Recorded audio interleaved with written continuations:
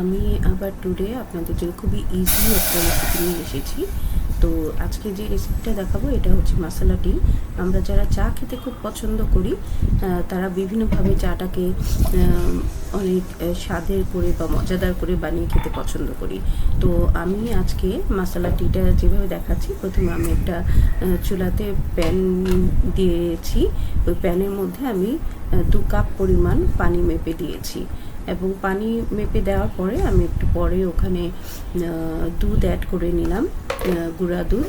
আমি সাধারণত চা বানানোর ক্ষেত্রে ডিপ্লোমা গুঁড়া দুধটা ব্যবহার করে থাকি, তো এখানে সেই ডিপ্লোমা গুঁড়া দুধটাই ব্যবহার করেছি।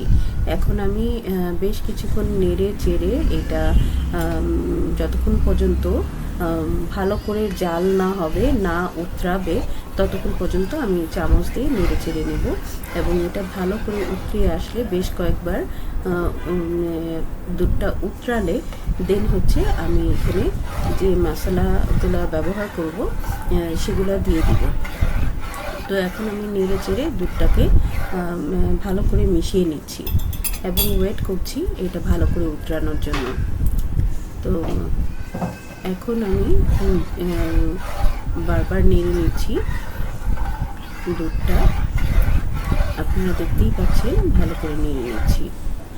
তো এখন আমি যেটা করব, এটার মধ্যে যে মশলাগুলো আমরা অ্যাকচুয়ালি অ্যাড করব, মশলাটি বলতে আমরা হচ্ছে নর্মালি যে গরম মশলাগুলো আমরা ইউজ করি, যেমন দারচিনি, এলাচ এবং লং, কেউ কেউ তেজপাতাও দিয়ে থাকেন, কিন্তু আমি তেজপাতাটা অ্যাড করব না এখানে। জাস্ট শুধু আমি হচ্ছে দারচিনি দেব, একটা এলাচ দেব, আর হচ্ছে কিছু লং দেব। দেখতেই পাচ্ছেন আমি দিয়ে দিলাম দারচিনি, এলাচি এবং হচ্ছে লং। এখন এটা একটু যেন দুধের সাথে স্মেলটা, মশলার যে স্মেলটা সেটা যেন হয়ে যায়, তার জন্য আমি কিছুক্ষণ ওয়েট করলাম।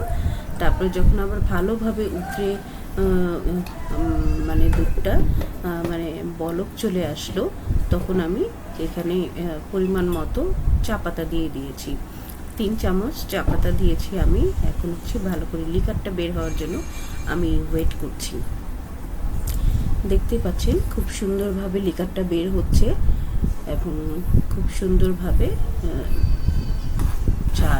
দুধ চাটা বলক চলে এসেছে।